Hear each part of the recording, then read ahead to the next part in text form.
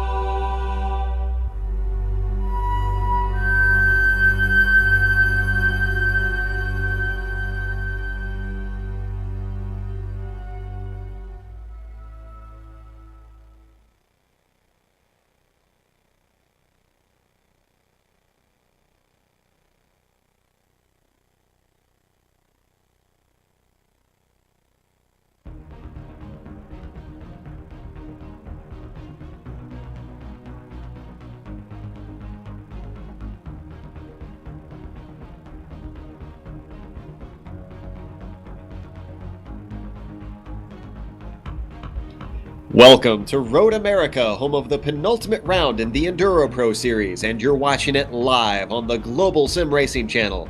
I'm your host, Joe Peak. With me in the booth today are Daniel Benefield and Brian Corwin. Our cameras have been provided by Dougie Beard and are directed by Giancarlo Lenzi. Despite the long straights, there's little time for these drivers to relax and enjoy the beautiful Wisconsin scenery today. To tell us what the three classes have to face, let's go to Brian. Right now, it looks like the track is going to be 4.048 miles. It's 6.515 kilometers. You have 14 turns. It's a 90-minute race, Joe. And as qualifying has finished and they are in the drivers' meeting right now, let's go through the qualifying times. What is the HPD class look like, Dan? No surprise, Joe Galvez is on pole yet again from Yao Pekalami in second. Warwick Tinsey is third, Iker Estefania fourth, Jacob Groff will start fifth, and that rounds out your C1 HPD field. As well with Lars Conrad starting sixth. And then what does our C2 field look like, Brian? Well, Stefano Vergare's taken first in class, followed by David DeRoche in eighth. On third, we have Albert Denieling. I think he had an issue with his connection, but it seems like he's back now, so that rounds out our field. And I apologize, apparently I was informed Lars Conrad is actually not racing today, so we only have 5 HPDs, a bit of a small field. Also, you'll notice that you'll see Andreas Almensberger has qualified, as well as João Cardojo. However, we unfortunately did not have enough cars show for the C3 class, so we will not have a C3 class today. We are down to 2 classes around this circuit. Let's talk about the championship real quick, though. What is the C1 standings looking like there? So at the moment, Joe Galvez is leading the championship by 53 points over Iker Estefania, despite not finishing the last race at Barber. And Mark Muckey is now third in the championship, only 5 points behind Iker Estefania after his win at Barber. However, he is not racing here today. And then in C2, what are we looking at, Brian? Manuel Sanchez still leads the series with 211 points. Andre Martins has 161 points. He trails by 50. Stefan Overgaard has 153 points, trailing by 58. David Drosch has 152 points, trailing by 59. With Manuel Sanchez and Andre Martins out, this is going to be a big day for both Stefan Overgaard and David Drosch should they finish. Obviously, a good chance for them to reel them in. And C3, even though we don't have them racing today, we still need to let you know what that's looking like after last round. Patrick Pitchler still leading the championship at 247 points. With him able to defeat João Cardojo on track, he has now extended his lead to 7 points, with João Cardojo sitting at 240. Tom Valentini is sitting in third at 163 points. Then Andreas Almensberger is fourth at 139. And finally, Cedric Finzak is in fifth at 107. We also have the Gentlemen's Championship. João Vaz is leading that at 139 points. João Cardojo is in second at 120. Patrick Pitchler is in third at 115. Manuel Sanchez is in fourth with 110 points. And then David DeRoche is in fifth with 99 points, and that is for a clean driver, how they score that. However many incident points you rack up subtracts from 20 at the start of the race. So if you get more than 20 incident points, you get 0, and that's how those guys earn those. You can see them lining up on the grid, so they are getting ready to take the long pace lap around here. So let's hop on board one of these cars and see what it's like on board around here.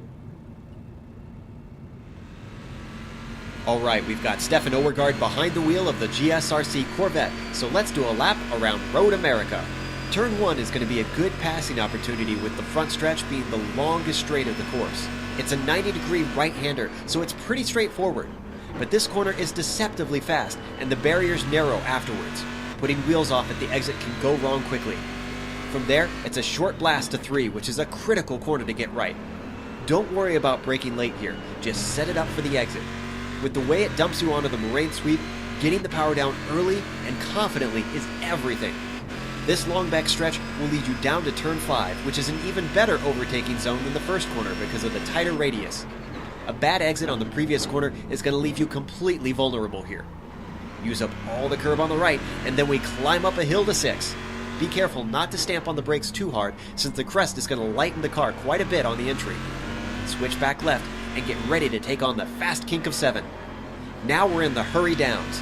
Turn 8 is a place where some drivers can pop a surprise pass. It also helps that there isn't a long acceleration zone afterwards, so a failed overtake won't hurt you too bad. From here, we start to work our way around the carousel. Watch for guys who let it drift a bit wide in the middle. That lets them straighten out the last apex and get on the power nice and early. If you get a run on someone though, you'll need to be brave, because here comes the infamous kink. It's so dangerous to attempt to pass here with how close the walls are. Plus, it actually might pay off more to wait until after the kettle bottoms and into Canada Corner.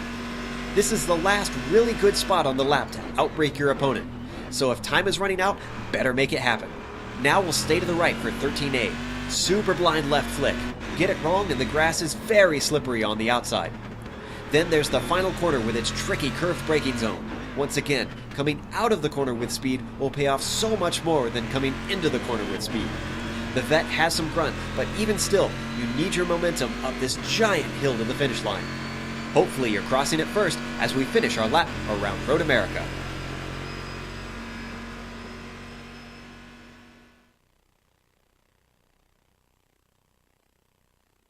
You can tell it's a long lap around this 4-mile course that these guys got to do, so everyone's going to have to pay extra special attention to their fuel, that's for sure.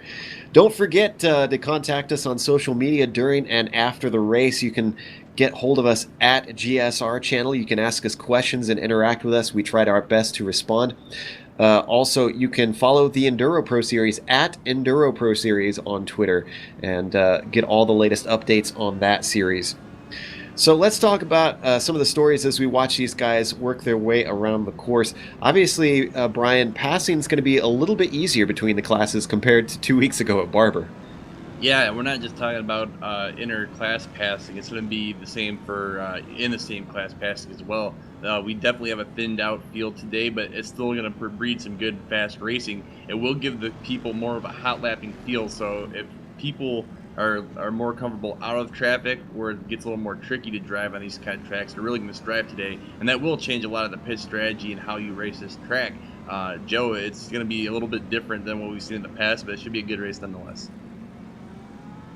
As always, this series, even with small fields, tends to keep things rather interesting. We saw 2 weeks ago where when João Vaz was taken out surprisingly, well, not taken out, I should say, just ran into some unfortunate circumstances with the Corvettes.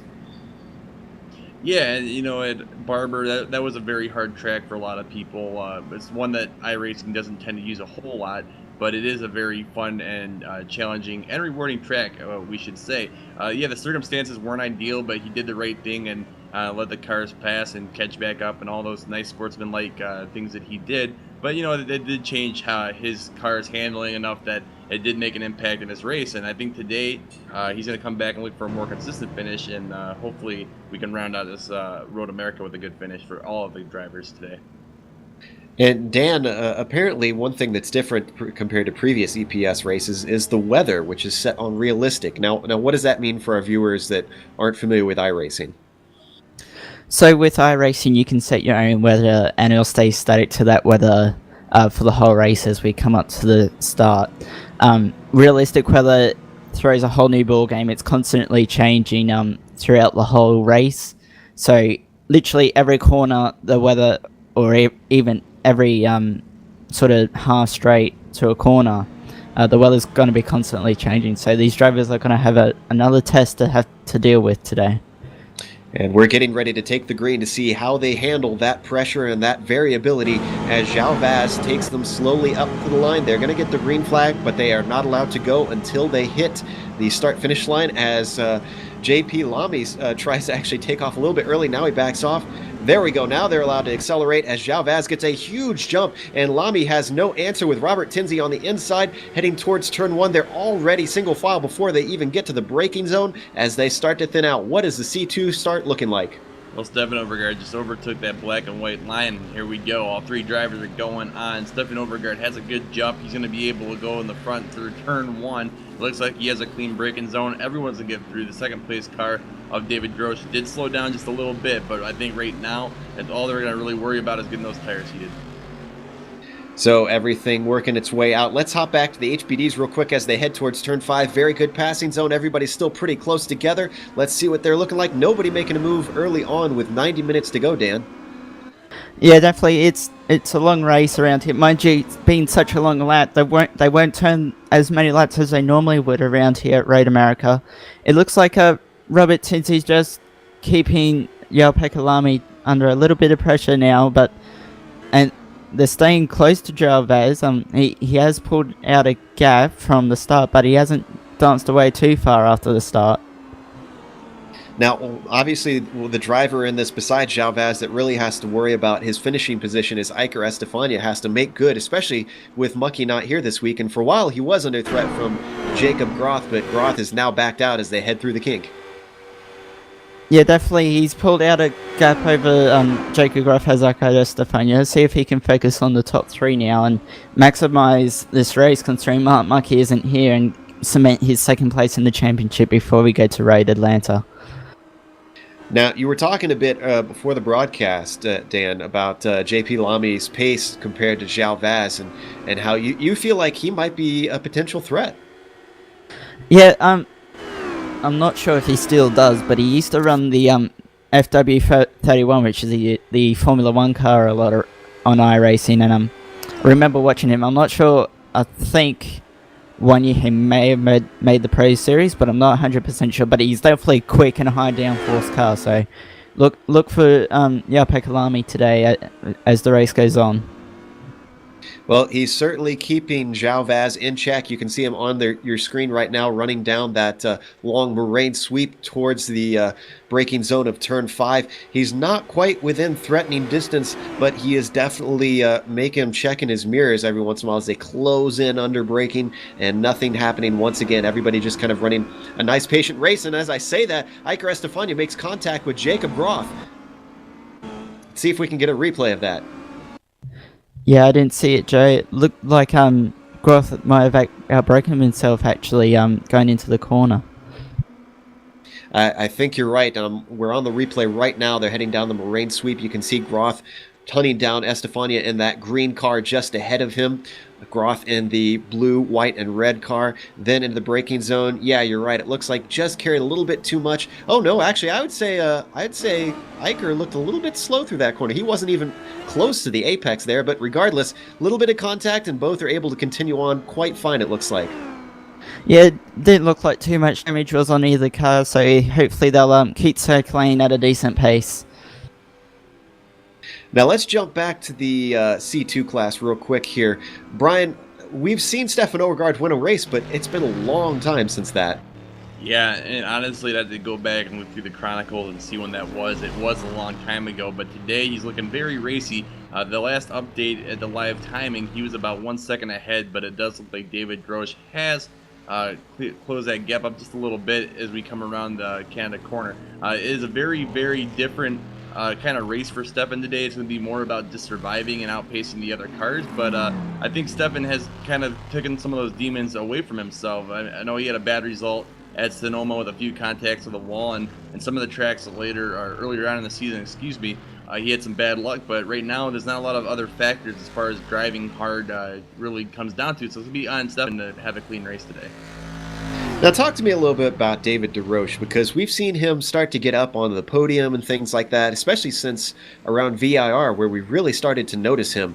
And he challenged for the win back in Canada, but just really can't seem to make anything happen past that. I mean, what are your thoughts for him today? Because he's definitely close behind that blue and white AMS car, Stefan Overgaard. But do you think he has the pace to keep it up for all 90 minutes?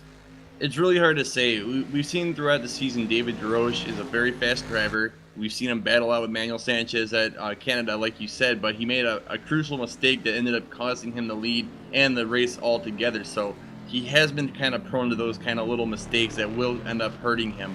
Today, though, he doesn't have to worry about Manuel Sanchez or Andre Martins slowing him down or getting in the way. There's no Fruit Banzar or anything like that. So for him, I think it's really just going to be following Stefan Overgaard, figuring out when the best time to pit is, try to hop him in the pits, if not during the actual stint now, and seeing if he can just stay trouble-free, because this is definitely one of those tracks where the draft will keep him in the race if he can just keep up with Stefan Overgaard. And we're watching DeRoche head around the carousel now down to the fast back kettle bottoms around that kink soon. This corner just in just about every car, I swear it scares me, as now we hop on board and you can get a sense of how fast and how little runoff there is on either side, Brian. Yeah, that kink has been definitely one of the more tricky corners in iRacing and in real life. It looks like it invites you to go flat out, but really in a Corvette or even an HPD, you might have to lift a little bit in the draft. It's just one of those misleading corners that looks a lot less serious than it really is. And like you said, if you make a mistake there, you're going to get a face full of cement because there's no runoff. It's a little bit of grass and then a cement wall. And as we ride on board, you can see how close he's keeping Stefan Overgaard in check, heading up that steep hill on the front stretch and across the start-finish line, completing lap 3 now into lap 4 for these guys. So, and, speaking of the laps, we mentioned it earlier, they're not going to be lapping each other nearly as much as we saw at Barber, Dan. Yeah, definitely not. I mean, the race leaders, the HPD C1 cars of Vaz, Lamy and Tinsley all did last laps in the 153, so definitely not going to be high on the lap counter side here today, Joe. So as I think it was Brian mentioned earlier, that means possibly fewer passing opportunities. However, there are plenty of passing opportunities around this track that we mentioned on the lap guide. So guys, if they can get close, they are going to have chances, and they're going to be so much more easier than we saw 2 weeks ago at Barber. And I know I keep mentioning that, but it really, Dan, is just such a huge contrast to the track that they were at before. Yeah, I mean, Barber was a very difficult track. You didn't really have a long straight at Barber. Here you've got 3 of them, so a lot of slipstreaming if you can get close enough, and a lot of outbraking into tighter corners as well. Considering all 3 of those straights go into tighter first, second, third gear, 9-degree right or left-handers. So plenty of passing opportunities here. Speaking of passing opportunities, for a while it looked like, Brian, that David DeRoche was actually a lot closer to Stefan Overgaard, although he's dropped back just a little bit. Yeah, and like I said, it's all about the drafting on the straights here. I think right now what I'm seeing is Stefan Overgaard is using the runoffs and the corners a little bit more than DeRoche, and he's getting a lot more exit speed coming out of the corner. So that's definitely going to help keep him in front. David DeRoche does look very fast on these long straights, especially if the front start-finish line over that steep hill, as we mentioned before. But Stefan Overgaard has the pace through the corners, and that's really going to hurt David DeRoche's chances to make a clean pass. Well, he's certainly given it his all to make sure that the pressure stays on to Stefan. It's still very early days, but he's certainly making a race of it with only 3 cars in that class out on the field today. Hopefully he can keep it interesting for us the whole way through. So, as we continue on, let's run down how the order is. I guess we can just do the entire field if we want, guys. Dan, what's C1 class looking like? So, at the line at the beginning of lap 5, Gerald Vaz had a 2.3 second lead over Yao Pekalami. Robert Tinsley was third, 4.2 seconds behind Gerald Vaz. Arca Estefania 4th, 13.5 seconds back, and then Jacob Groff 5th, 16.7 seconds back. And C2, what's our 3 looking like? Well, Stefan Overgaard has led every lap of the race, but David DeRoche is not far behind. The last update was almost less than a second, about 9/10. So right now, it's Stefan Overgaard in the lead. David DeRoche is in second. And Albert Denieling, we haven't really seen much of him this season. He's trailing David DeRoche by about 5 seconds. So he's a little ways back, but that's not to say that if something happens, he won't be able to have a good finish today. You can see Danielian in that red, white, and black car. Now, he was having a bit of a connection problem earlier, Brian, so I'm kind of hoping that he'll be able to stick around for the whole thing. It seems to have sorted itself out, although, I'm trying to find some wood to knock on now that I say that. But at least it looks like things have sorted themselves out. So tell us a little bit about, connection issues, because with this being sim racing, obviously that's a little bit of a different beast if someone watching is used to real life racing where they don't have to worry about that. Well, certainly, Joe. And for example, iRacing utilizes servers from all over the world. There's some in the Netherlands, you got some in Australia, there's a few in America, and it really comes down to where the person is. And Albert Danielian's actually just spun out of turn 13A, which is a very tricky corner. I'm sorry to interrupt. Go ahead. It's all right, Joe. And it really comes down to the relative position of the driver to the server farm that was selected for the event to take place.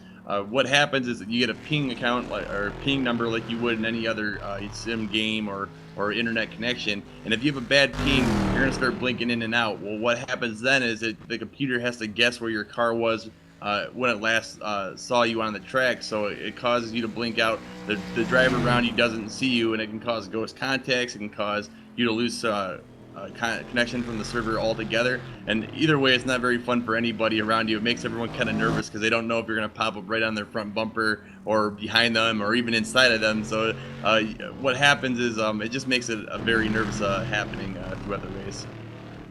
Well, as we were talking about that, Stefan Overgaard is definitely having that gap close up between himself and David DeRoche. DeRoche in the trailing car now hopping on board with him. And Brian, he is definitely giving this a run for his money. Yeah, he's using that draft very nice now. I think he's kind of settled down just a little bit, and now we also have the warm tires, so it's going to be interesting to see if his setup might be actually better than Stefan Overgaard, as we see Overgaard go way wide through the point in the carousel, but that might have been intentional to get a good run out here into the kink. So that carousel is where people tend to lose a lot of time. It's very easy to get it wrong, but it's very forgiving in the same right because it's a wide corner. But that does give David DeRoche a little bit of an advantage if he gets a good exit over Stefan Overgaard through the kink and then down this long straight into the last corner here. And now, as they're coming up to 13 and 13A, 13 is this right-hander, then the 13A, watch this blind left-hander, very fast kink. This is another corner that I don't think gets the credit it deserves in its difficulty level, especially in these higher-powered cars, Brian.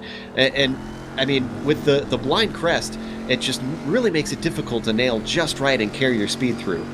Yeah, it's also a little bit of an off-camber corner, so it's like the more you go to the left looking for that apex and coming over that blind corner, the more the car wants to fall away from you, and it's very hard to get the grip just right through that corner. I know in my own experiences driving the Ford GT here, all it takes is about an inch to the right and you are in the grass. There's no way around it. It's just something that you got to practice and practice hard and hope that you get it right during the race when it matters.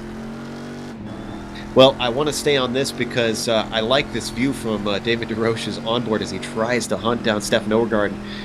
But I want to hop over to Dan for just a second. Dan, I know you're a huge fan of this track, and I guess I'm in the minority as far as people loving this track. But, I mean, what is it that makes this track so popular with drivers?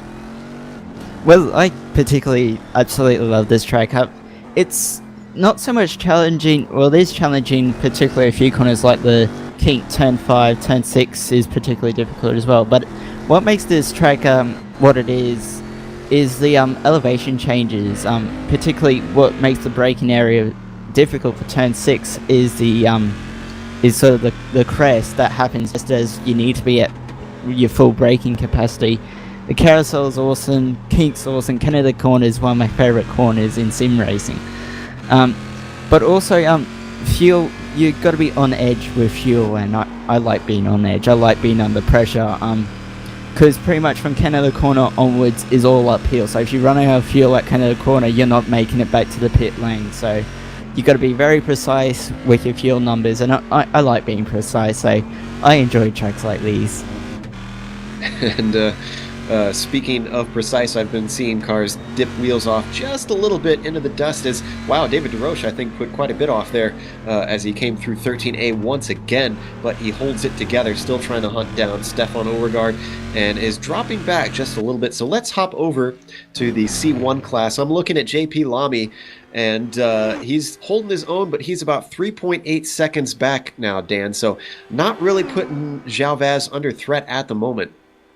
It's not really, but we haven't seen someone this close to Jalvaz this far into the race for a while. So it's good to see that we've got sort of a new contender at the front of the series in the C1 class, giving Jalvaz just a little more to worry about. Not so much considering Jalpek is about 4 seconds back at the moment, but it's good to see. I mean, Jalpek Alami, he didn't have the best debut at Barber. He had the wrong number. Then I didn't realize this during the race, but while he was saving his black flag, he actually put his speed limiter off too early and actually got a 19-second stop and hold black flag. So he had to serve 2 black flags in 2 laps. The Jalpek Alami at Barber, but he still came back to finish third. So there's no doubt that he's got the pace for Jalvaz. Daniel, I'm sorry, I need to jump in. David DeRoche had a big moment just now. I did not see where it was on the track. I'm going to rewind real quick. Maybe we can get a replay, but he was coming around the corner trying to catch up to Overgaard, and he just spun right off the track into the wall. And we're watching the replay right now. It looks like it was in 6, possibly. No, he went through 6 just fine. Oh, and he actually had a bad moment on entry and tapped the wall, it looks like, out of 7. That is through the kink into the hurry downs. It's a very fast portion. And he actually, as we were watching that, had another spin. I'm not sure where that was. It looks like that was in turn 8 that he had that. And he has exited out of the car, is in the pits. So that is a wasted opportunity for David DeRoche. And it's a shame for David DeRoche. We're always talking about how he's very fast and a talented driver, but makes those crucial mistakes. Unfortunately, on lap 8, it's very early in the race, and that's not time he's going to be able to make up very easily, as we see Stefan Overgaard go past pit road just now. So right now, it's going to look like Albert Danieli is going to take second place. David DeRoche, I believe, is 4th in the standings. That's not really going to help him today if he comes in 3rd, but it will give him at least a little more of a padding in the standings. It's just unfortunate event for David DeRoche today.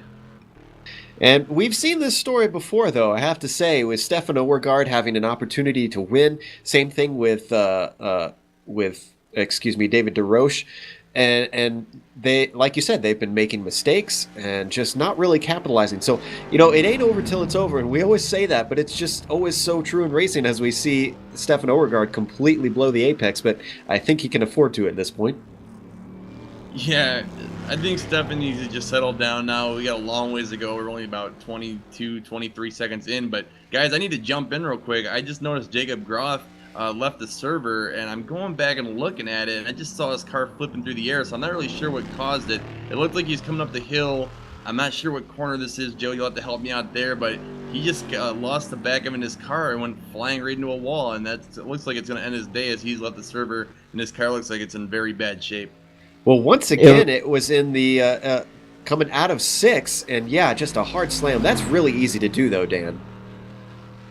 Yeah, definitely. Particularly in these downforce cars, you're trying to take as much momentum as you can through turn 6 to keep the downforce over the back of the car. So it's not easy, but it's not hard. But I mean, yeah, I mean, I've seen it done before, and I'd say Jacob Groff won't be the last person to do it ever here at Raid America in this car. So a bit unlucky for Jacob. I mean, it looks like he was having a consistent run behind Iker Estefania, but I'm afraid that's going to end his race. Yeah, I don't think sitting on your lid is really conducive to making it to the checkered flag, so I'm pretty sure you're right that his day is done. João Vaz, however, is not on his lid this time compared to 2 weeks ago at Barber, and is continuing on with about an hour and 10 minutes left to go, and just over 4 seconds between himself and Lamy. It's actually just as Jarpeka Lamy just crossed the line, it's actually stretched out to 5 seconds. I believe Jarpeka Lamy had to negotiate the Corvette of Albert kneeling on that lap though, which would explain why Lamy would have lost so much time. Robert Tinsley was just doing the same, trying to get past Kneeling as he continues on. Is DeRoche back on track yet? No, he is not. He is still repairing. This is a lot of time that he is losing, even though I'm seeing him only scored still about a lap down. I think he should be going a second lap down very soon. Well, remember, Joe, when you warp to the pits, you're still on the lap you were on, so he would be actually in front of Overgaard for a few moments. But once he passes by, that's when the lap starts counting. So pretty soon he's going to be going down about 2 laps, and it'll really depend on how long his pit stop is. It's still very unfortunate for David DeRoche and Jacob Groth. Both of those look like driver error. Not a lot could be said or done about it, but we do know these are very skilled drivers, and that's very uncharacteristic for both of them, I do think, at least in Jacob Groth's case. Well, I'm a bit saddened because of DeRoche's accident. That was about the closest battle that we had going on right now. The next closest one that we've got, I think, is about that 5-second gap between Vaz and Lamy. So those guys are the best thing that we've got to look at the moment as far as a challenge goes between these people. So with that said, what are we looking at with pit strategy? Because I think we've got about 10 more minutes before the window opens up, Dan. But what are these guys going to be looking at? So the Corvettes can do roughly 55 to an hour like they normally can. HPD's about 50 to 55 minutes. Raid America is a very full throttle track, so they may use a bit more than they normally would. From memory, when I used to race the HPD, it used to be about 2 kilos of fuel per lap, so that'd equal about 30 laps. So someone else can do that. So it's about 55 minutes from memory. They should take tyres. Couldn't see why not. Mind you, Robert Tinsley let us in on a little bit of his strategy for each race, last race at Barbara, that he doesn't take tyres in the 90-minute races. So don't expect Robert Tinsley to take tyres. I'm not sure why you wouldn't when you've got enough time while waiting for the car to fuel up to do so. But yeah, Corvettes, you'll have to go to Brian on them. He knows them better than I do. Brian? All right, well, sorry, Joe. It's okay. I was waiting for you to jump in. Yeah, well, the Corvettes definitely will need some tires. I don't see why they wouldn't take tires, especially in Overgaard's case. I would definitely be trying to make the car feel as comfortable as possible because the kneeling is so far back right now due to the circumstances at play.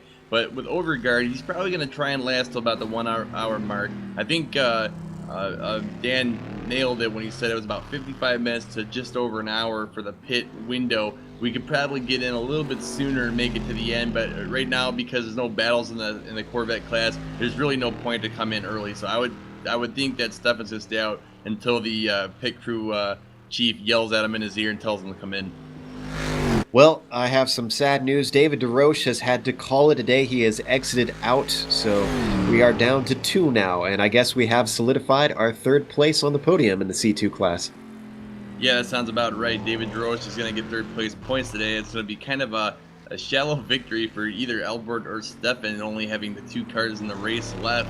It's just one of those weird weeks where there's all these big events going on all over the world. Your drivers are trying to tune in and just stay up to pace, and you really can't blame them for that. But it really does reflect in the standings here. Stefan Overgaard's going to get some easy points here. That's really going to move him up the points chase, and with only maybe 1 or 2 laps left in the season, or excuse me, races left in the season, it's really going to put a start in the points chase.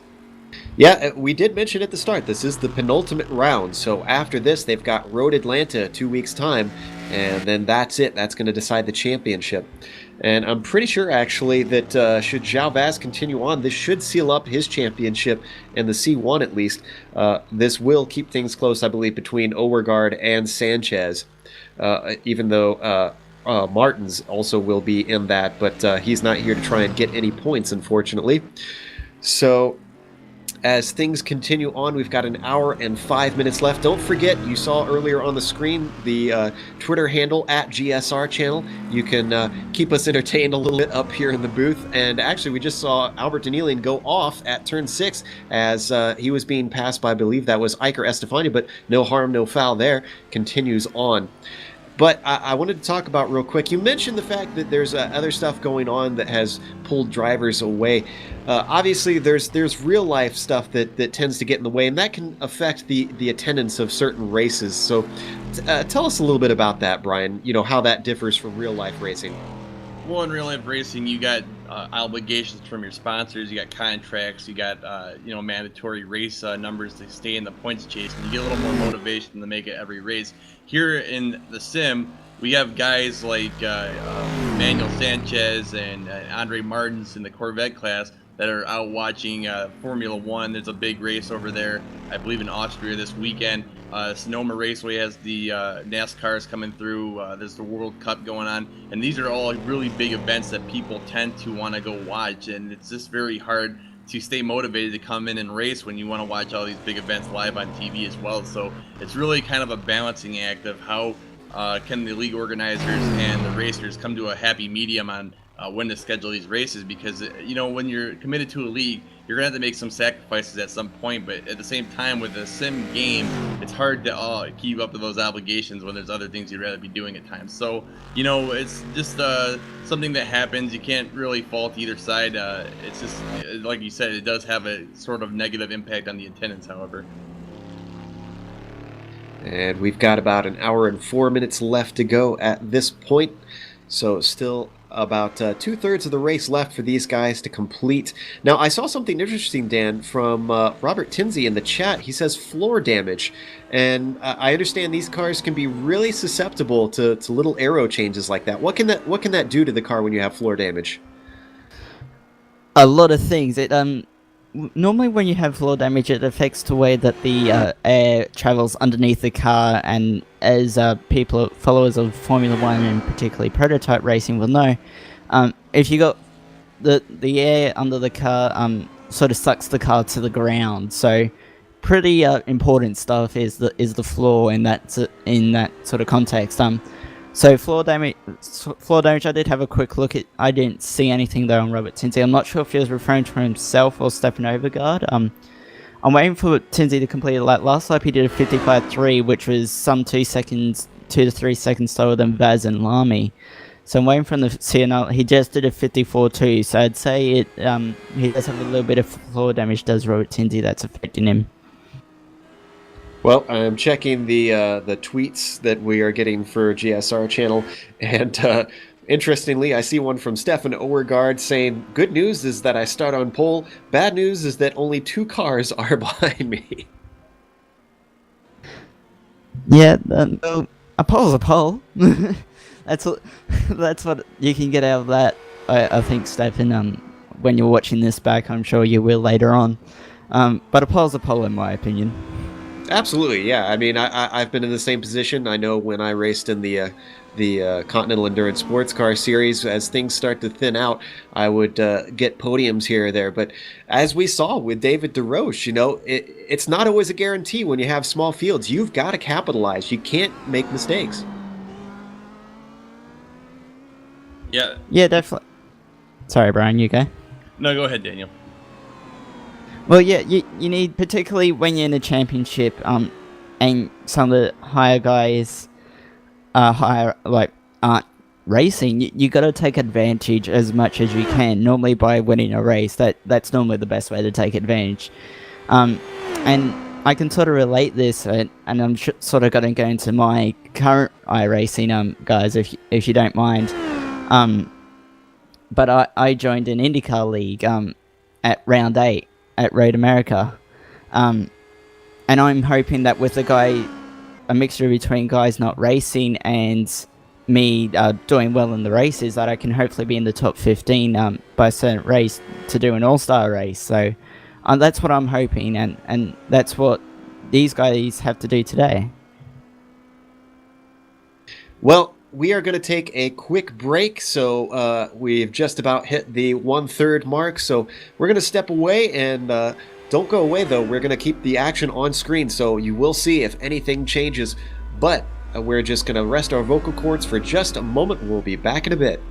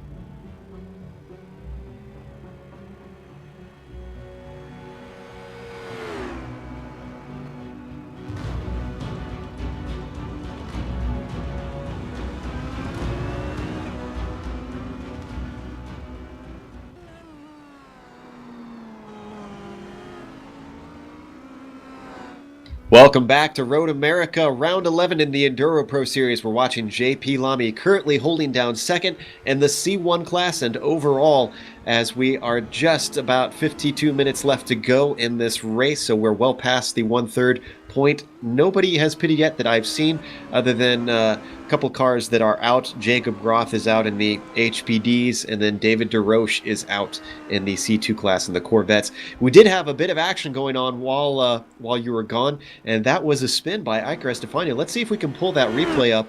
And Daniel, looks like turn 8 this time, so that whole section over there between 6 and 8 has been giving drivers lots of trouble, it seems. Yeah, the braking area for turn 8 is a little hard. It is, although the cameras don't do their justice, it is a bit downhill, which probably doesn't help.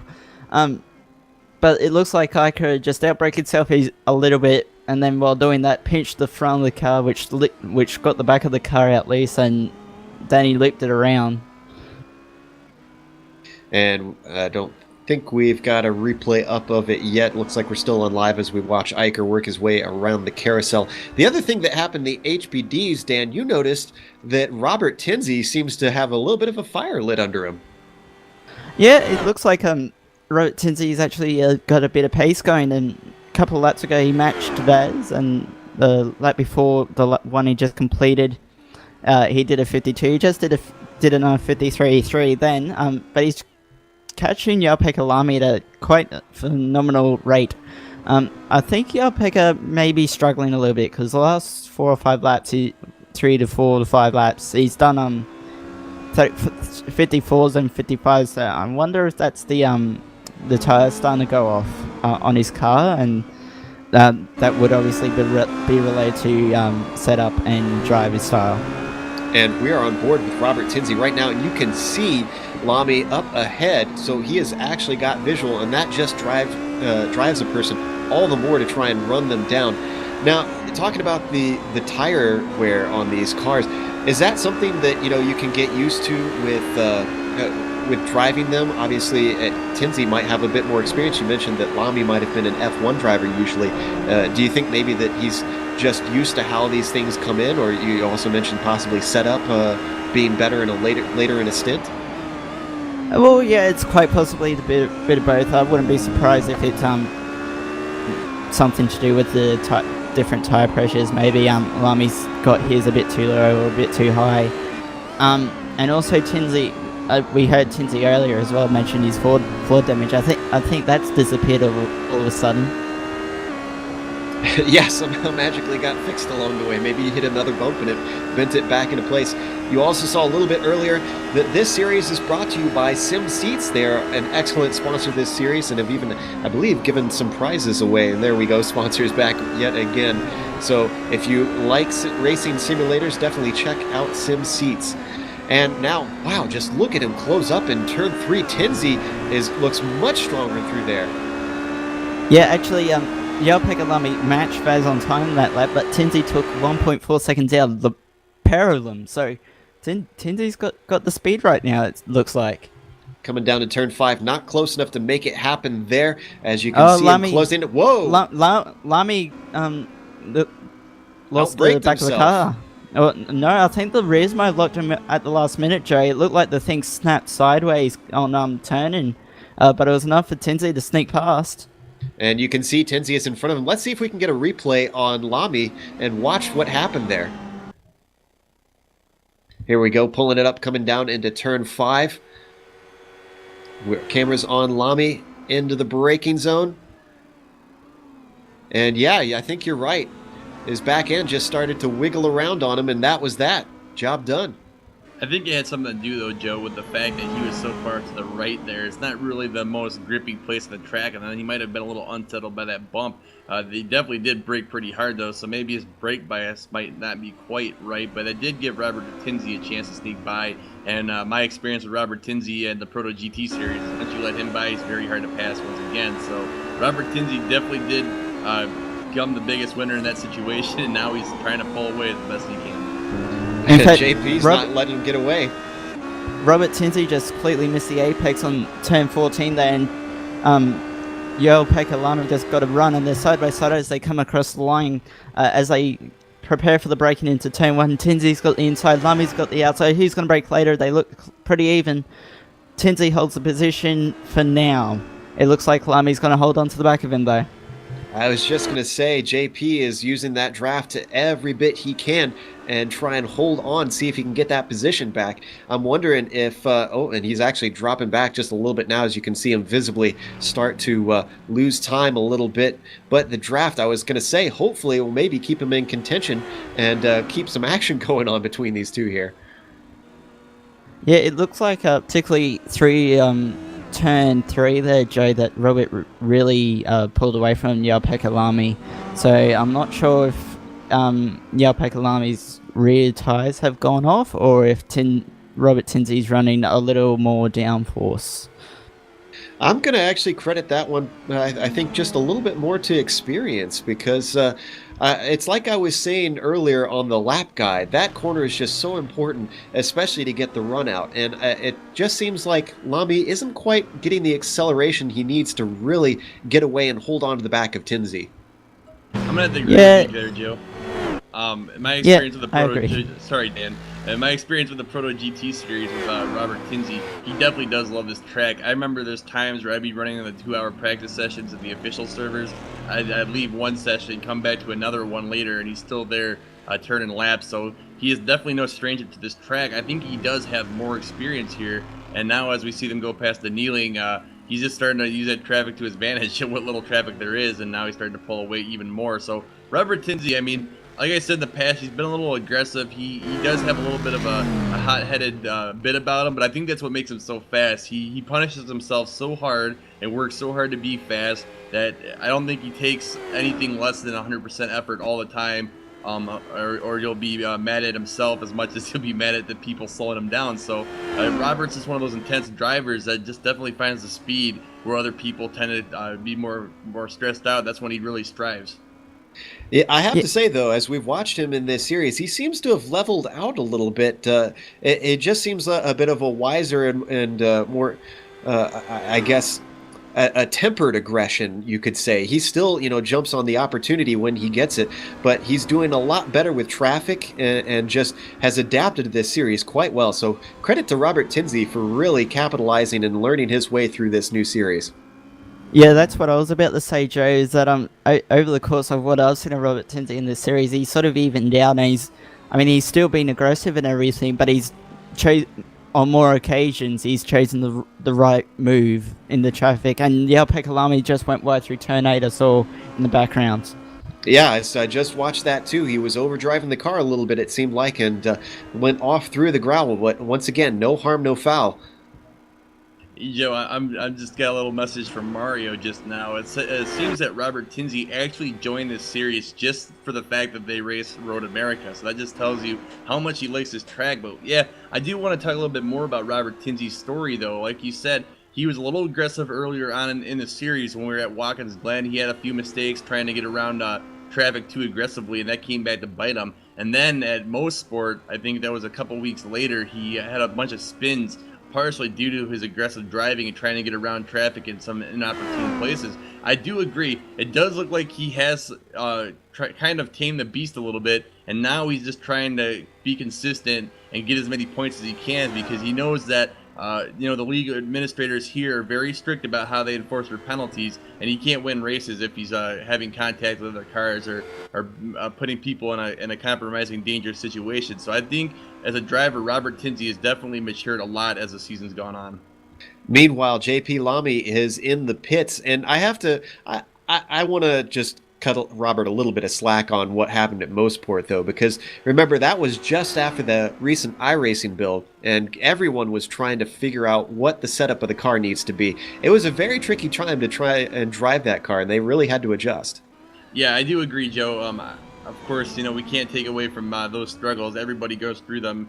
You, me, Dan, Giancarlo. Every time a new build comes out, we do have to have a little bit of a learning period. So that does give you some room for excuses. So right there, either way, Robert Tinsley's been a great driver in this series. I think he's a great addition, even if it was midway through the season. And Dan, we see JP exiting the pits on his screen. He is done and dusted. Did he take tires? Yes, yeah, Pekalami did take tyres. Also, rolling down the pit lane as we speak is Iker Estefania for his pit stop. So these guys are taking it to just over halfway, which doesn't surprise me. Splitting the race in half equally, so should have a consistent stint on either side. Now, one thing that is also a feature about this track, not only is the track itself long, but this pit lane, Dan, just goes on forever, and it has that huge climb up the hill.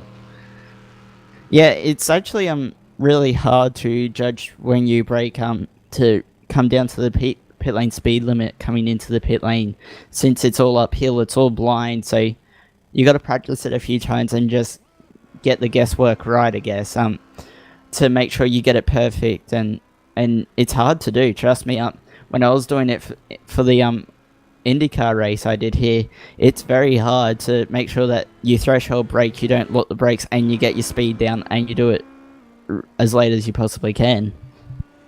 Because in racing, every little millisecond counts, even into coming into the pits. It's basically just another braking zone like you would a corner. And you have to, like Dan said, you have to practice that, and you have to make sure that you've got that down pat, because otherwise it's basically as if you had jumped out on the course and are doing laps for the first time out there. Yeah, pretty much. I mean, you can lose so much time, but then gain so much time as well in pit lane. Not a lot of people think about it, but you can, like, your in lap, your out lap, how you enter the pits, how you exit the pits. Even the fact I'm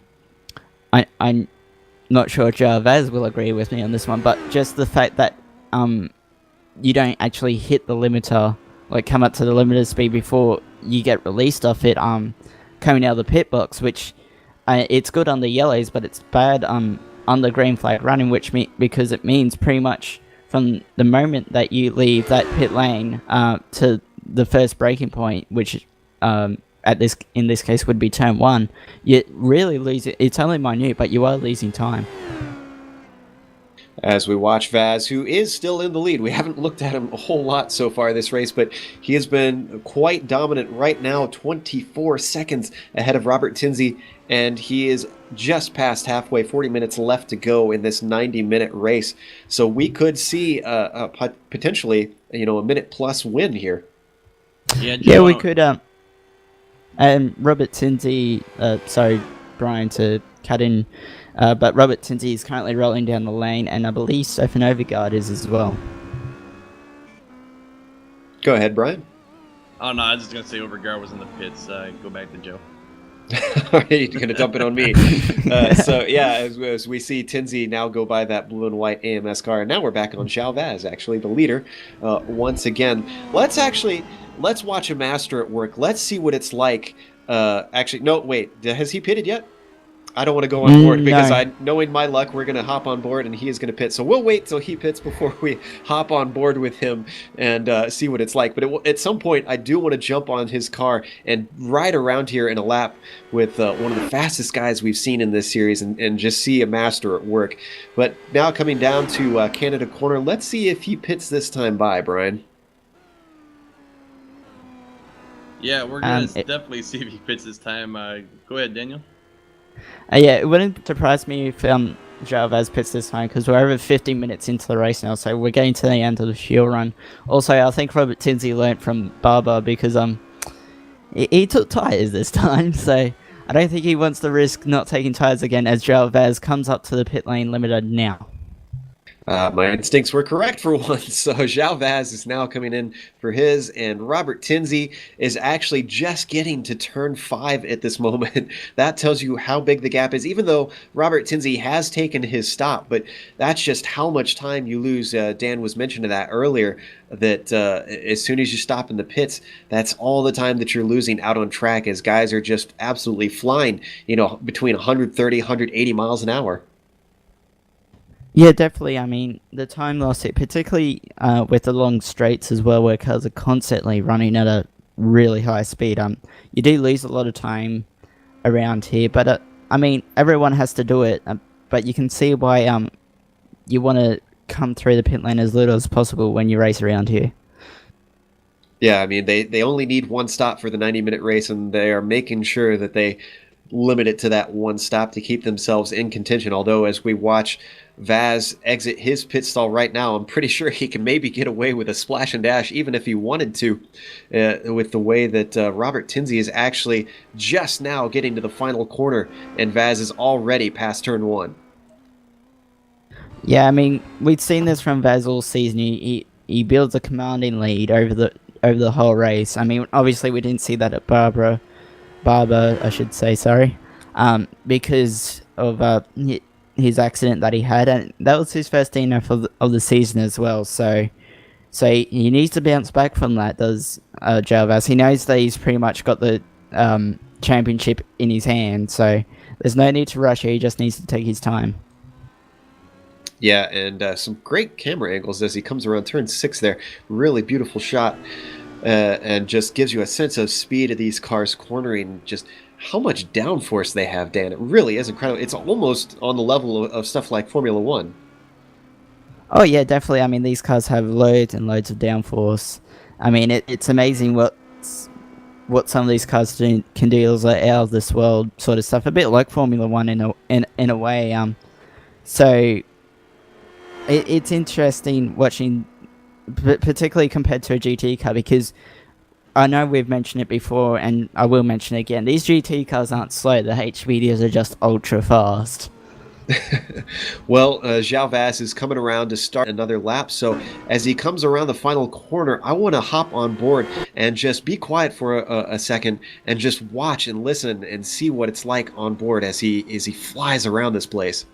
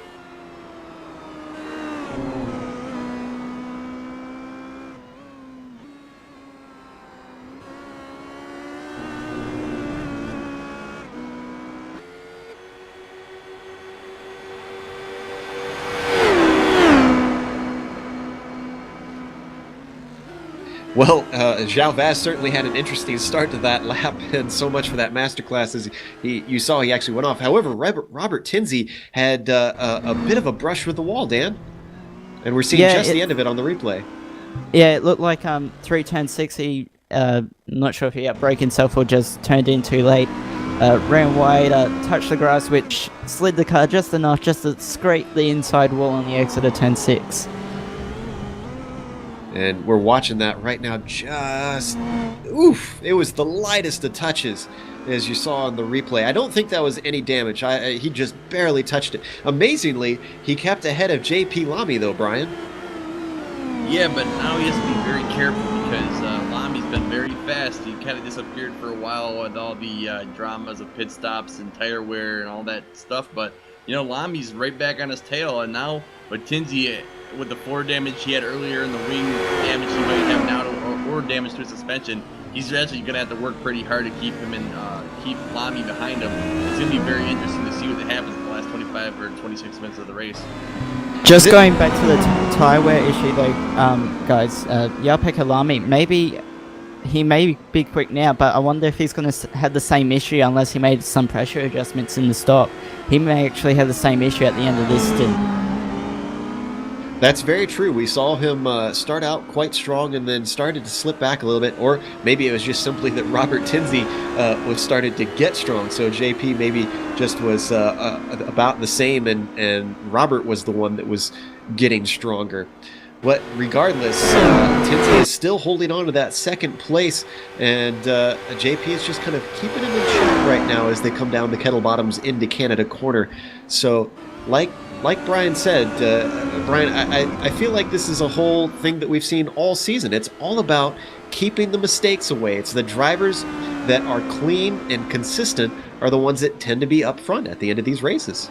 And I totally agree with you, Joe, and that's what we've been talking about all season long. I mean, think about how many fast drivers we've seen lose races because they couldn't keep their car clean when it mattered. The one that stands out the most to me the whole season is Mr. Daniel DeRoche over at Montreal. He was going through that chicane at the end by the start-finish line with only a few minutes left in the race, and he spun it all around. Excuse me, that was David. He spun the car around, hit the wall, and that was all she wrote. And that really stood out to me because we know how fast he was and how good of a driver he is, even keeping up with Manuel Sanchez and even gaining all that time on him. But it's like you said, if you can't finish the race and be consistent, all of that is in vain. It doesn't mean anything. So it's unfortunate, but every driver has to find that happy medium of aggressiveness and conservativeness to finish these races. Daniel DeRoche must be his twin brother, right? Yeah, of course. Can I just say a C1 equivalent to that I can think of, guys, would be Troy Sluch. I can't say his last name. Schultz. Yeah, him. I mean, yeah, he won at Daytona, but that was the only race he won, and then he kept making mistakes. I remember at VIR where he got a black flag and then spun the tires coming out of pit lane and spun across the track in front of, I think it was Albert Denelin actually. They spun it, or was it Yuri? I think it was Yuri Mojak actually. And then the mistakes kept going. I remember the same thing happened, a similar thing happened at Laguna Seca where he made a mistake and ended his race there as well. So, I mean, I'm not sure if there's a C3 driver that anyone can think of. I can't think of one. Yeah, it's hard to think because it's been so close up there, and Cardozo's been so dominant in the C3, so I don't think it's really comparable. But you're right. I mean, I was thinking about Troy a little bit earlier as we were talking about Lamy possibly trying to challenge Vaz. That unfortunately Troy had some other obligations, and his participation in the series couldn't continue in the way that he would have liked. So we haven't been able to see him, and he is one of the few that really could be right on the rear wing of Vaz in those early races and really make it a tough race that those guys had to push the entire way. Ever since then, Vaz has mostly just been racing himself, it seems like. Yeah, pretty much. I mean, it's been like a performance we've had today. Mind you, I've just noticed the last lap times, and he dropped about a second and a half to Tinsley and Lamy on that lap. The gap's now down to 25.6 seconds between first and second. That's Vaz to Tinsley. So I'm not sure if he made another mistake, had traffic, or is just saving the car. Not sure which, but regardless, as we've been continuing to watch Lamy, he is still holding on to the back of Tinsley. So these guys are very evenly paced and just not much between them as they head down the Hurry Downs into turn 8, where we saw a mistake from Lamy a few laps ago. This time, just cleanly clips that apex and takes it very nicely, and now into the carousel. Very long right-hand sweeper, very patient trying as we look back from Robert Tinsley, and didn't quite square off the corner like I would have expected, but now through the fast right-hand kink. Let's see how he takes this one, just starting to pull back as the accordion effect stretches them apart down this very fast portion of the track and into the braking zone of Canada Corner, Brian. Yeah, Canada Corner is definitely one of the better chances to pass on this track, and it's a very long straight coming out of that kink, and of course it's all about getting that inside line mastery. If you can squeeze your way in there, it's almost impossible to defend a pass. But right now it looks like Robert Tinsley's just pulling away once again, so I'm wondering if Lamy just doesn't have the pace today. Obviously, that draft's held him out staying in this battle, but overall, he just looks a little bit slower than he has the last couple of races. So I'm wondering what's really going on under the hood there, Dan. It wouldn't surprise me actually if the reason why he's not quite as fast as he was before is because of the dirty air coming off the back of Robert Tinsley's car, which wouldn't be giving Alpaca Lamy as much downforce. So it wouldn't be surprise me if the car's understeering a little bit, hence why he's jots back a little bit. And since we were watching an onboard of João Vaz earlier, and he was leader in his class, let's jump on board Stefan Overgaard and see what it's like a lap around on his car as he gets around Road America.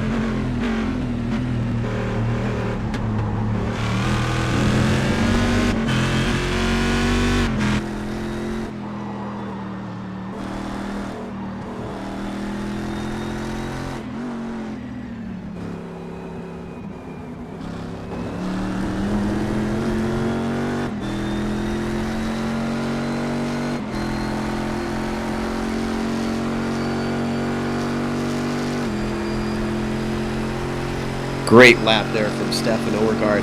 Thankfully stayed on track this time, so I didn't curse someone.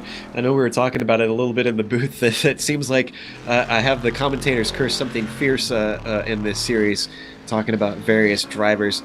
But as we continue to watch this battle play out between Robert Tinsley and JP Lamy, we're going to take a short break and we'll be here all the way till the finish. So don't go away. We're going to continue to show this on the screen.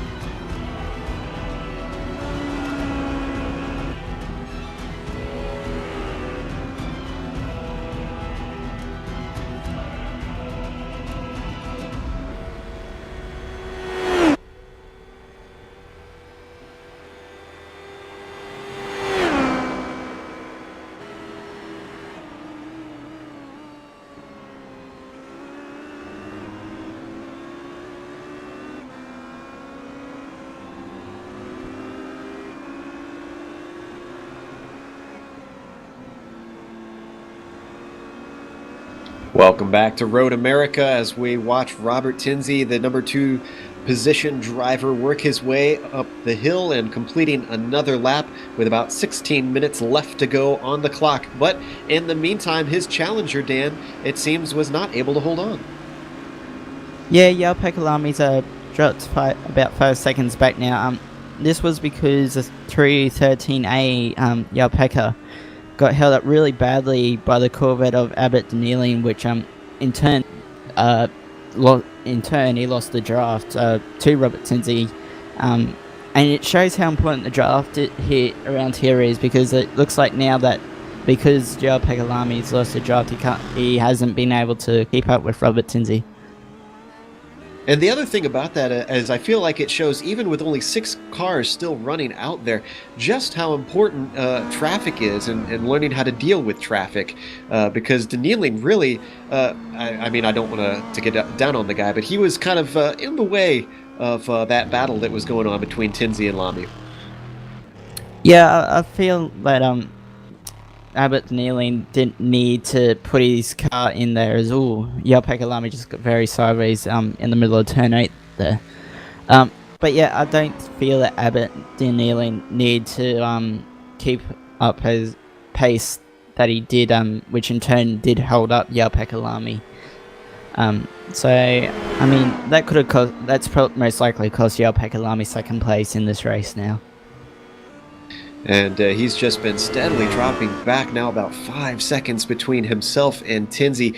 But, you know, we've seen that the weather has really been playing havoc with these guys, Brian, that there can still be mistakes made. So it's not wrapped up for Tinsley completely.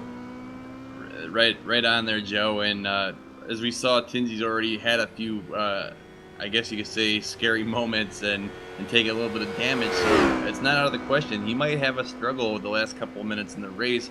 And that would give Lamy a good chance to capitalize, because while he's dropped a lot of speed, he's not so far back that a spin won't get him a new position. So I think Lamy just needs to keep his nose to the grindstone and just keep powering on, because he's not out of this race yet.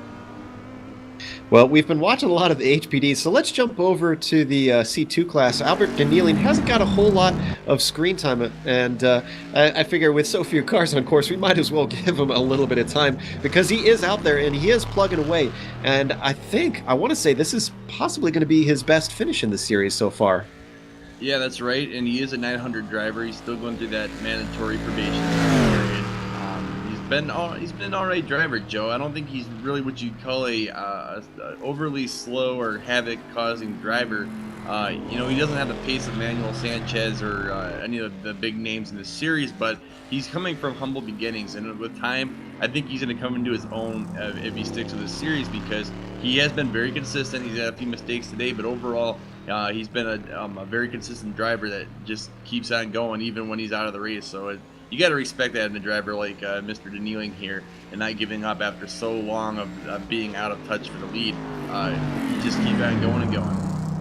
Yeah, and really actually not having anybody to race with, you have to say, that's really tough for 90 minutes. I mean, with Le Mans happening recently and drivers, you know, sometimes doing 4 stints, you know, 3 hours in the car, 90 minutes doesn't sound like a whole lot, but it's a little bit different when you're at home sitting in your sim rig or in an office chair and trying to keep focus for that amount of time. And speaking of which, Danielian lost his just there, coming into 8, half spins the car, doesn't hit anything, gets it back going in the grass and continues on his way. But as I was saying, Brian, a little tough to keep your nose to the grindstone, as you were saying. Yeah, and it's interesting that you mentioned Le Mans. As we've known in the past through just watching it and being through all the struggles that we've seen with the drivers, there's times at nighttime, especially at nighttime, when the field spreads out a huge amount, and a lot of those drivers are just going by themselves through the darkness just for hours and hours and hours. And it's very, very difficult to keep your focus when you see all those lines shooting by. Well, when you're with the sim rig, it's not quite the same, because our nighttime is obviously artificial, and we still have artificial lighting and things like that. But even in the daytime here for Danielian here, he has to keep his focus going so he doesn't get tunnel vision and drive himself off the road. It's very hard, like you said, to race as fast as you can for 90 minutes without anybody to race with you, because your focus isn't on the car in front of you, it's somewhere else, and when you're bored, your mind tends to wander.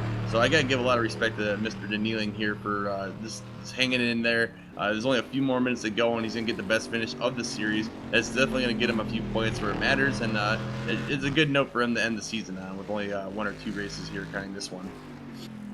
Very much so. And you mentioned the 900 driver. Now I know we tend to bring that up, but we haven't talked about it yet today. What do you mean by a 900 driver? Well, at the beginning of the season, there's a qualifying period that Mario put together, and those are all the official drivers that made the roster, that made the cut to get in. But because of participation numbers being so inconsistent, Mario and the guys over at the EPS series opened up open sessions for these drivers to come and race. So they get a probation number. Basically, it's like a tryout period. You do 1 or 2 races. If you're a good driver and you can race up to the standards of the series without causing problems, eventually that 900 number gets taken away and you get a number appropriate to the car class that you're in. Basically, the 900 number just tells everybody that you're a rookie to the series. It doesn't necessarily mean you're a bad driver or you're a slow driver. It just means that you weren't around for the tryout or the trial round, and that you're making a mid to later season entry into the series. Exactly. And it also means that you aren't in the run for the championship. So that kind of informs drivers, do I really challenge this person if they see they've got a 900 number on them, say, oh, well, I'm not really fighting them for the championship. So if we had more cars on track and Albert was being followed by, someone like Manuel Sanchez, he'd maybe reconsider how hard he tries to press him for the position. Right. As we watched Denealing come around to that final corner, that very tricky curved braking zone of the last corner, and accelerate away up the hill. We have 10 minutes left to go, so these guys are almost to the finish line, almost gotten to the checkers. Dan, just that last little stint. What is it like in the car when you've got that last little bit to go? Are you tired? Does the adrenaline start to pick up and it makes it easier? Well, it depends if you're trying to chase someone. I mean, when I did my IndyCar race here, I had someone 6 seconds in front of me and I was catching them at a second to lap, so I was nowhere near tired, even though it was like 5:30 in the morning or something where I am. But I was so excited, so awake, just driving the car on the absolute edge, trying to reel in the car in front of me for a position in the final stages of the race. So it purely depends where you are. I mean, I'm not sure about Pekka Lamy if he's feeling fatigued or something, but his lap times are 2 to 4 seconds a lap slower now than Robert Cincy and Jarvis, so I'm not sure if that's set up tyre wear, as we mentioned earlier, but it seems to be at a similar stage and a similar point to where it was in his last stint. Go ahead, Brian.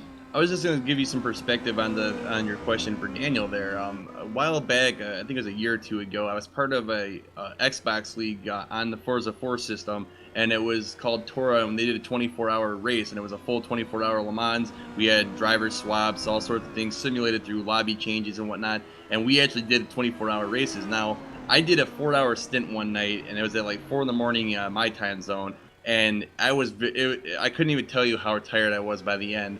I was by myself, just running around in a Viper GTS very slowly because I was tired and the car had damage and all these different things. And I can tell you, you get this sense of like a dull pain in your head for a while. It's almost like you're just like beating yourself over the head with a hammer. But then for some reason, when you get to those last couple of laps, last 5 or 10 minutes, you get a sense of relief and you just get re-energized, and you're actually excited to finish your stint because you know you made it through that trial and that struggle. And I think that they might feel the same kind of thing in a long race like this too.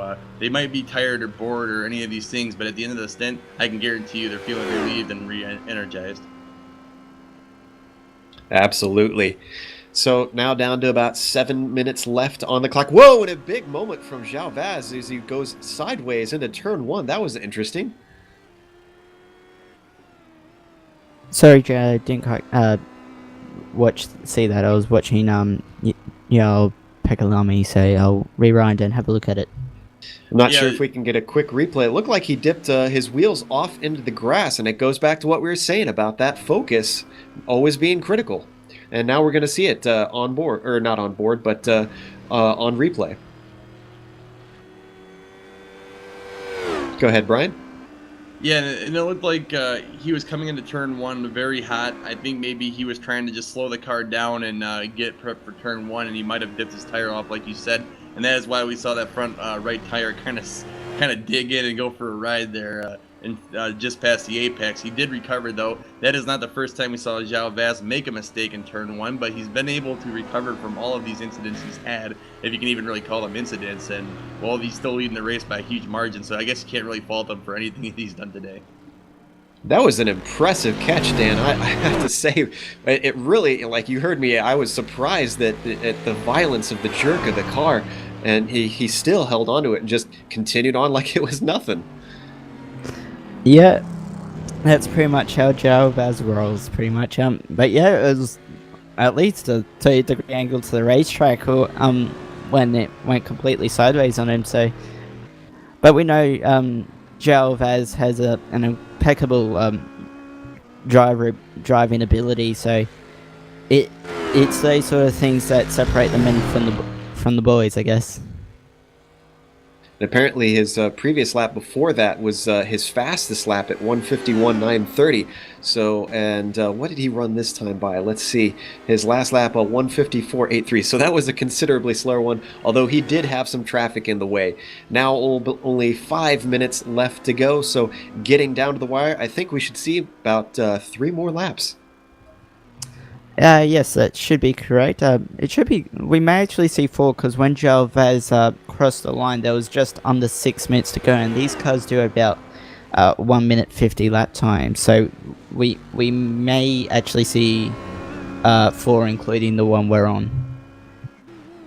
Which never ceases to amaze me, especially in some of the slower cars on the iRacing service, the length of the lap around this circuit, to be able to make it around here in 1:51, 1:52 like they did in qualifying, just is phenomenal. And I can't fathom, how some of these corners must feel with the speed that they carry around them.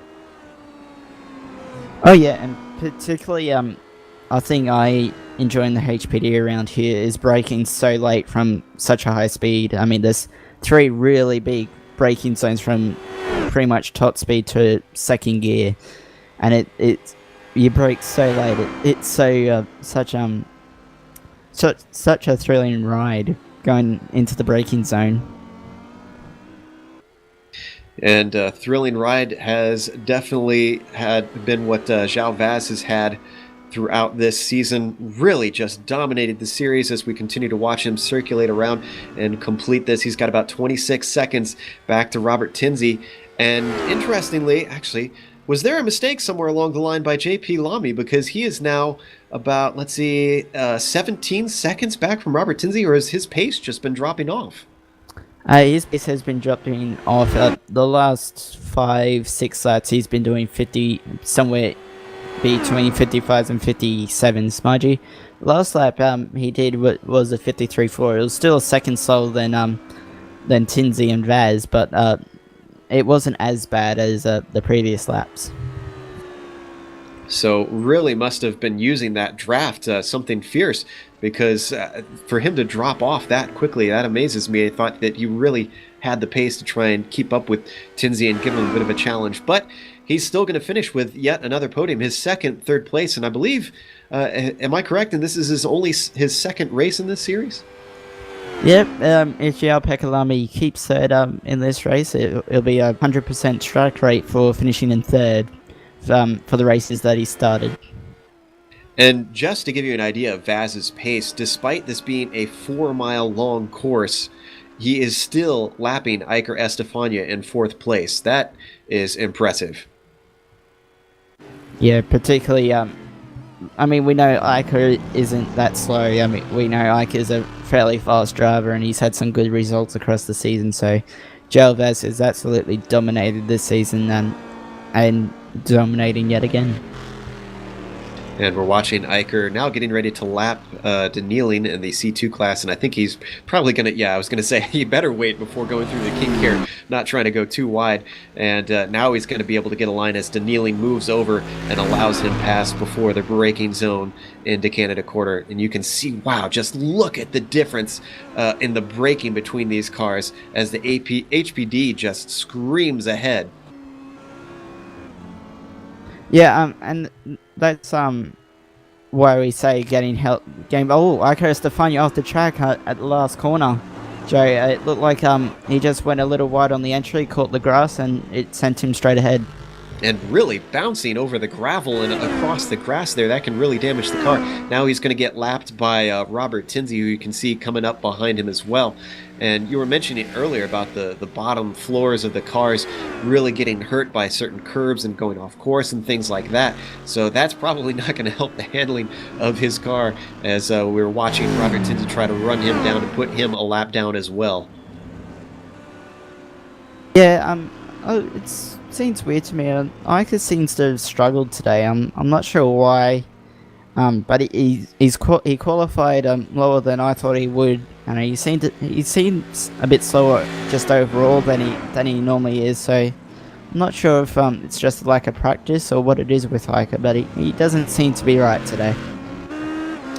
Well, regardless, he's going to pull home fourth, it looks like, no matter what, because David Groff is out of the race as we hop on board Robert Tinsey with about 40 seconds left. Where is Chavez, actually? Is he going to take the white flag, or is this the white flag right now, actually? No, there'll be another lap after this one, Joe. You're right, he should be able to complete this one, so should be getting the white flag this time by, and Vaz will let us know, usually over the radio, if he gets that. But I was going to say, for Estefania, unfortunately, I think this is going to seal the deal, because Vaz should have the championship when he wins this race. He's 53 points ahead, and they get 30 points for a win, so this is it. Yeah, Vaz should be able to. Obviously, this isn't with taking drop reeks into account, but Vaz should wrap the championship up with this race. But the focus for Iker is more racing Mark Mucky for second in the championship, and that's why Barber hurt Iker so much, because Iker finished, I believe it was 5th from memory, and then Mark Mucky won the race. So Mark Mucky really closed in on the championship. But then Mark Mucky isn't here today, so if Iker secures a 4th place, that can secure him second in the championship. Absolutely, and as we watch, we're on Iker Estefania. We were on Vaz for a little bit, I believe, who took the white flag, so this is the final lap. I was going to say, with Vaz taking the win, 2 weeks ago, that was such a great win from Mark Mucky. It's been so hard for guys to try and topple Vaz with his dominance, but Mucky did such a fantastic job. Yeah, it was a real pleasure calling the last 10-15 minutes of that race when Mucky was absolutely hunting down Robert Tinsey. It was awesome to watch. It was a great spectacle and great work by Barber from Mark Mucky. It's a shame that he couldn't be here today. He should be at Road Atlanta though.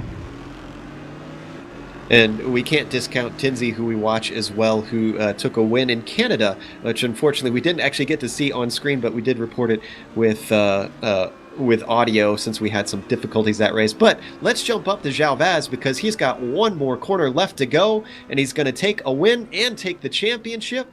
Here he goes.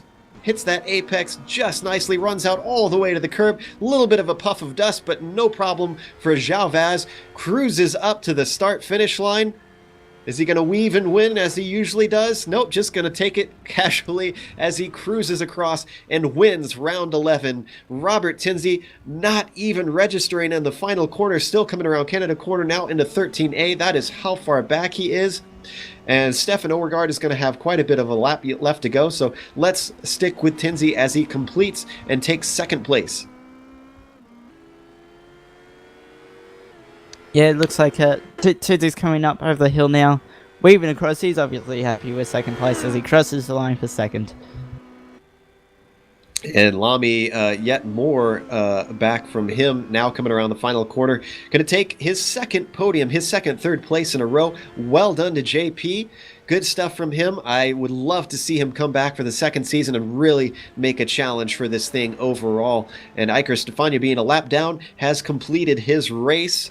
Stefan Overgaard, where is he? He is coming through the hurry downs into turn 8, so his race is finishing up. Brian, well done. Is all he has to do, I think, is actually, yeah, he's got this win because Albert Denieling is on a different lap, so Denieling's race is over. This is Stefan Overgaard's second win of the season, Brian. Yeah, and Stefan Overgaard did everything right today. He started out, he got a good lead to begin. He didn't really bow down to DeRoche when he made a few attempts, and now he's coming home with a nice, consistent finish. And this is a good turn of the lead for him because, like we said earlier, he's had some bad luck in the last couple of races, and just to have him come out today almost flawless in every turn, and then finish on the lead in the lead for this class this is a great finish for Stefan Overgaard, and I think that's going to do a lot for his confidence with one more race left in the season. Absolutely. Coming around the final corner and just leaves quite a bit of room on the exit, making sure that he comes home with a whole car. Stefan Overgaard, just about flawless this race, takes the win in C2 class in round 11, and this is going to help him in his championship hopes. So we'll see how it goes one round later. With everybody completely across the line, we are going to take a short break. We'll give you the unofficial results. We'll have some interviews, so stick around.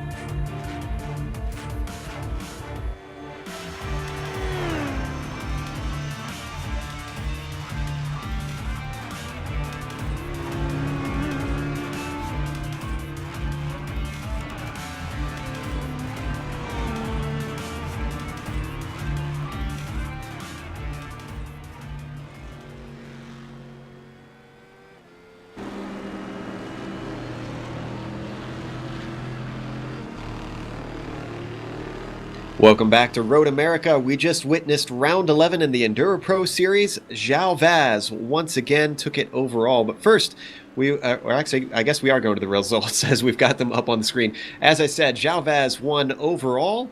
And behind him, Robert Tinsley took second. Then J.P. Lamy finished third on the podium in the C1 class. Stefan Overgaard won for the second time this season in C2. Albert Nanielian took home second. And David DeRoche, even though he DNF'd, took home third. Unfortunately, we did not have a C3 class, as you can see, so no drivers raced today in that one. We do have our Drive of the Race award presented by Sim Seats, and today that goes to Robert Tinsley. And unfortunately, we've got João Vaz on the screen. There he is. There's Robert Tinsley for making an excellent pass and withstanding pressure from J.P. Lamy to take home second in his class. Well done to Robert. We have some interviews to do. First up, we've got João Vaz. He is going to talk to Dan Benefield.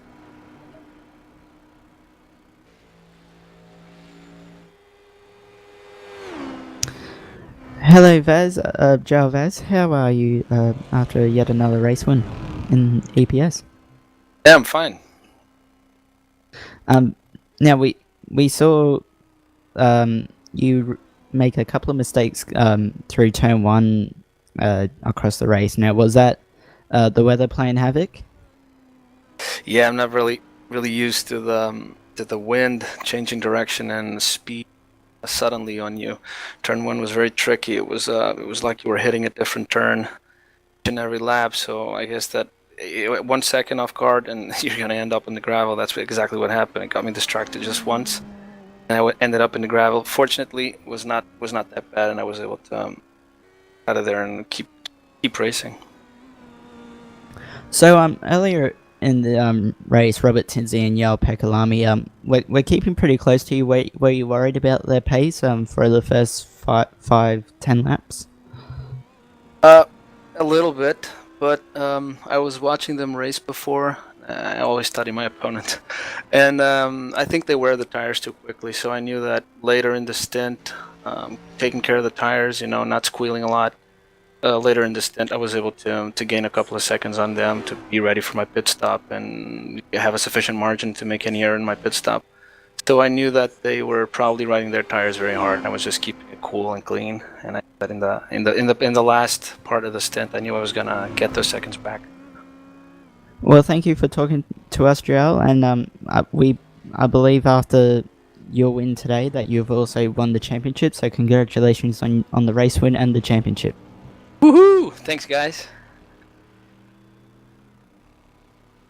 Next up, we have Stefan Overgaard, and he is going to talk to Brian Corwin. Hey, Stefan, can you hear me? Yeah, I got you. So, obviously a small grid today, but nonetheless, congrats on your win in the C2 class. Tell us a little bit about the race today. I mean, running 90 minutes by yourself, it's probably pretty easy to get distracted and lose your focus. Yeah, I was trying to set some goals for myself, avoiding so many incidents and seeing if I can hit some lap times, and I did okay with that.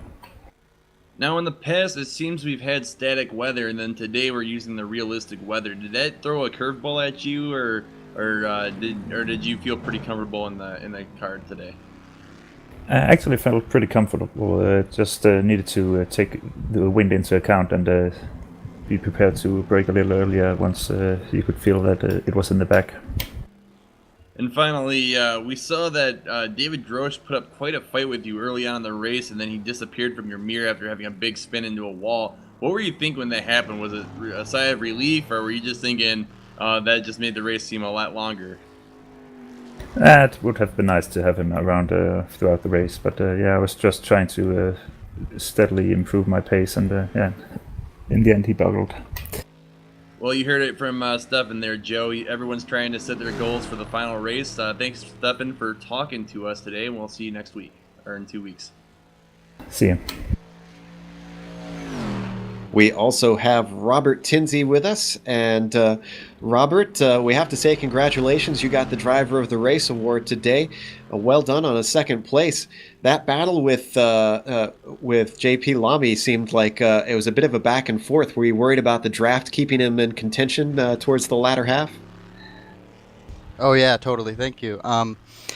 Yeah, he had a lot of pace, and what I was just trying to do after the pit stop is just try to, just like in F1, just to get him out of my DRS zone, basically, just get him out of my draft. So, yeah, I knew once after I did that I'd have a better chance, but I think he got some damage coming out of Canada corner at some point, so then he just slowed down a lot from then. Was it difficult when you were by yourself? Did you find it a little bit easier to be running in such a long race with so few cars when you had someone around, or did you prefer to be without JP giving you the pressure? Oh no, I enjoyed it. I mean, since it was such a small grid, obviously, it was nice to have someone around you and to actually race. I mean, at that point, I'm not too concerned if I lose. I mean, obviously, you wanna beat the person, but yeah, I just wanted a little bit of excitement. Absolutely. Well, with the championship wrapped up now that Vaz took another win and he's taken this season, if we come back for round 2, do you expect to be able to be offering him just a little bit more of a challenge? Is the TNT team going to come together and kind of pool their resources and try and give him a run for his money next year? Oh yeah, definitely. We're definitely going to try.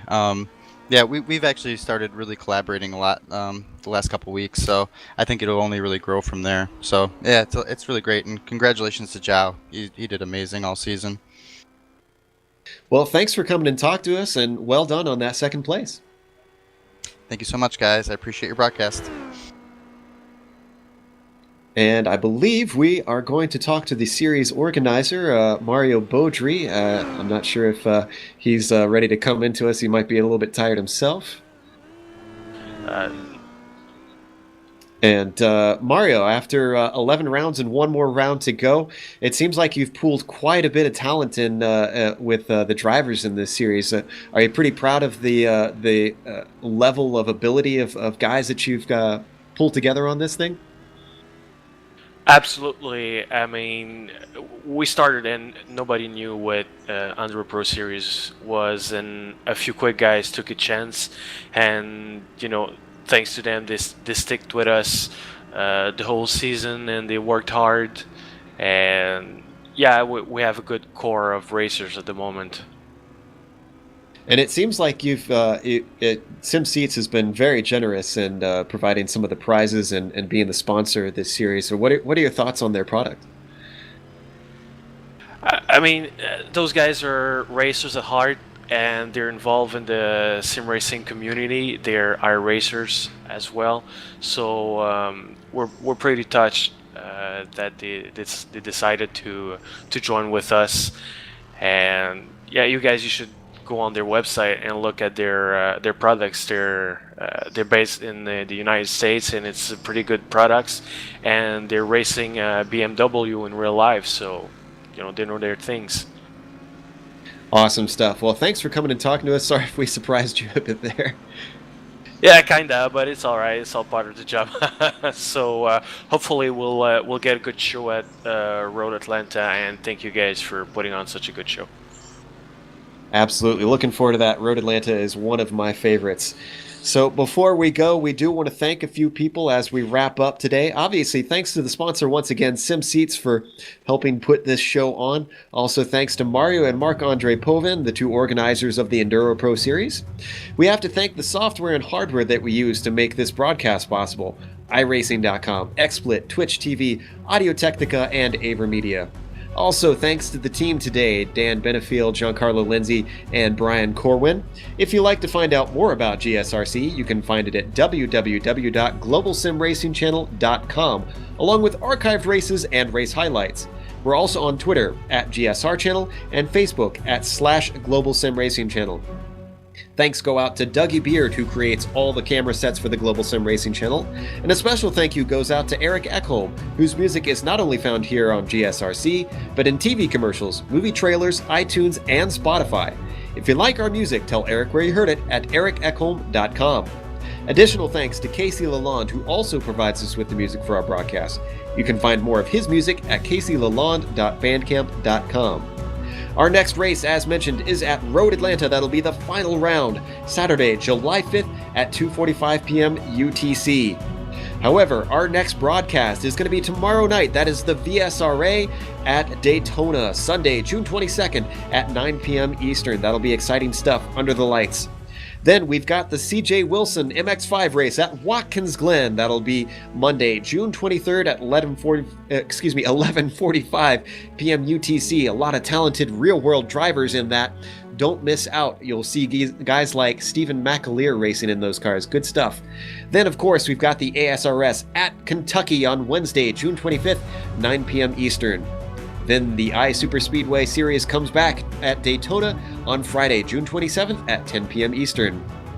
And then the Continental Endurance Sports Car Series comes back to Watkins Glen as well on Saturday, July 12th at 10:30 UTC. Then we've got the Northwest Majors doing their Brickyard 400 at Indianapolis, Sunday, July 20th at 5:45 p.m. Pacific. Don't miss out on that. But until next time, race clean, race hard, and I'll see you on the track.